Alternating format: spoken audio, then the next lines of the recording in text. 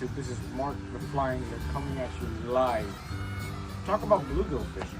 Fly fishing for panfish. Very special for a lot of people in this world, right? Fortunately, a lot of people enjoy catching little panfish. Why? Because you can catch a ton of them. And the ways you could catch them too. You know, there's different flies for every fish, right? Now panfish, you can use dry flies. You can use scuds, you can use nymphs. You can use about almost any flies, even streamers, very small streamers that you can manage to tie in.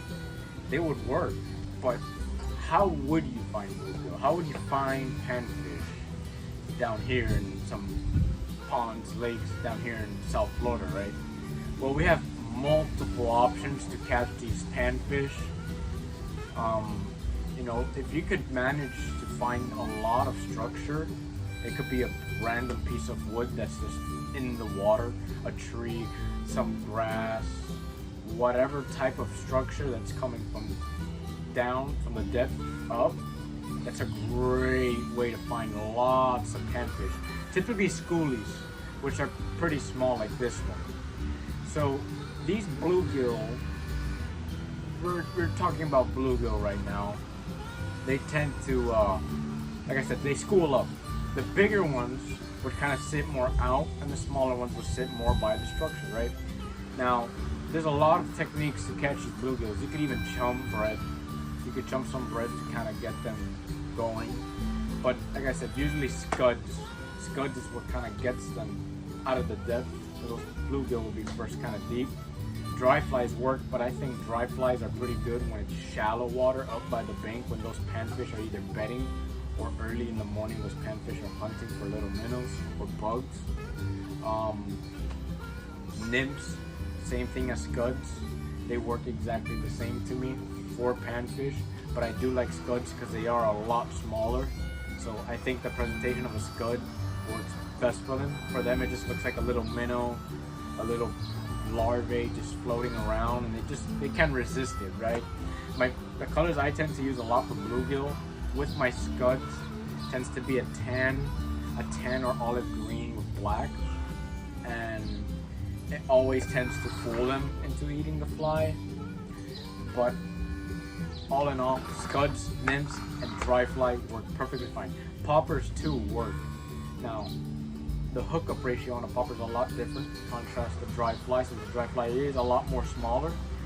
The popper does work though. I've hooked small ones on pretty big bass poppers, as you can see.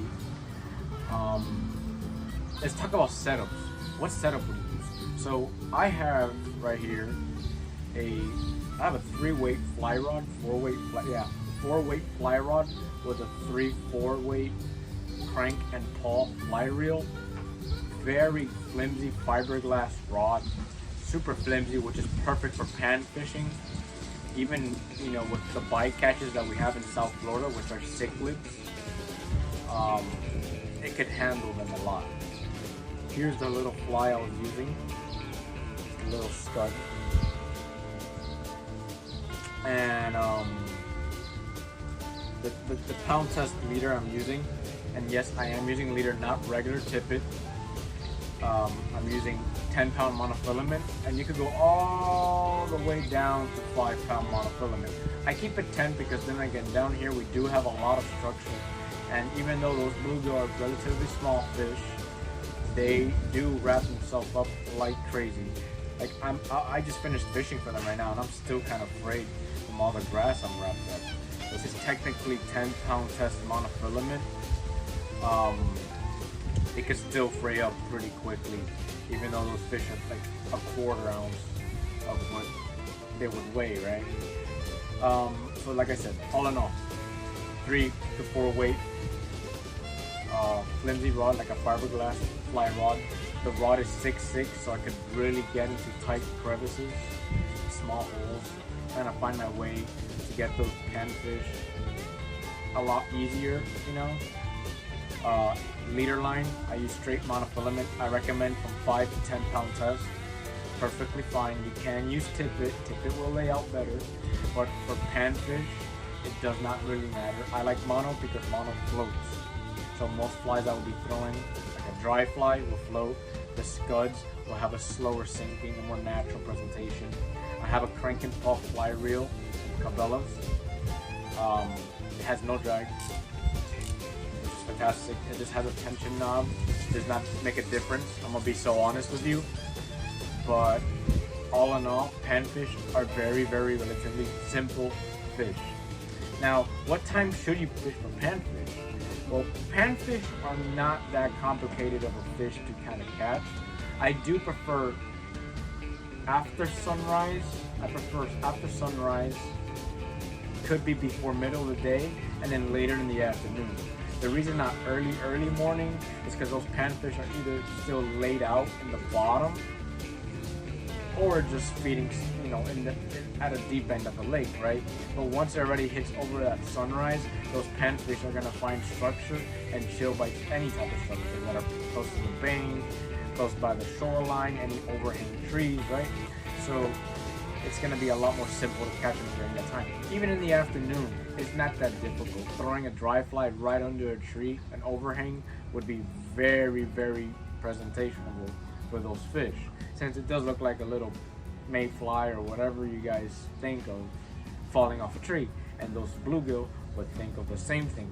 Whatever fell, I want to eat it, right? Bluegill are relatively aggressive fish. From how small they are very aggressive eaters. I mean, I caught a few of them just by casting. Every cast, basically, with this scud, they would hit it. If they don't swallow it, they would just hit it at least. Reminds me of cichlids in a way. Panfish when they're bedding. So this is a very tricky topic because down here in South Florida, it's very weird to see panfish that are bedding. We do have them, of course. We see it relatively normal, but to find actual beds, it takes a little bit of time to be searching the lake. What I would use in that situation is nymphs. It is a little bit bigger, so it looks more threatful for the bluegill's eggs or any panfish eggs, like shell crackers. They would try to attack it just because of its size. Most of the time they try actually eating it because panfish are pretty gullible when it comes to food. Panfish would, like I said, back to the point, they are very aggressive. Once they see that nymph or the scud on their bed, they're either gonna, one, eat it, two, swipe at it. So I think they're more aggressive than largemouth bass when on a bed. I mean, I catch panfish twice as easy when they're on a bed. Contrast when a largemouth is on the bed. Largemouth takes a long time to catch. And we shouldn't even talk about peacock bass, right? But all in all, pan fishing is relatively simple, easy. It's very fun. I love pan fishing. Bluegill fishing is very fun to me. I mean, they are a great table fare. You know, you cook them whole usually. You gut them, cut the head off, you cook them whole. Fantastic table fare for me. Then there's other panfish, just like shell crackers, specks, even red breasts. We do have red breasts in Florida, but you do have to go a little bit more north, past Kissimmee. You could probably find some red breasts there. Orlando, you could definitely find spotted sunfish. We have too many sunfish,